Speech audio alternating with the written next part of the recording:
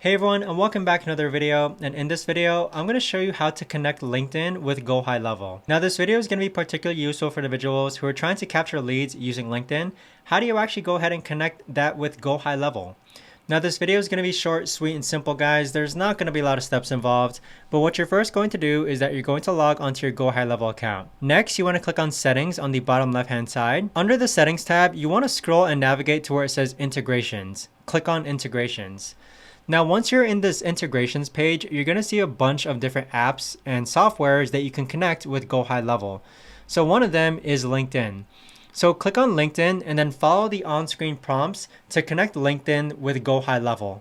But that right there, guys, is the best and easiest way that I know of to actually go ahead and connect LinkedIn with GoHighLevel. If you guys know of a better or easier way to actually do this, let me know in the comments down below.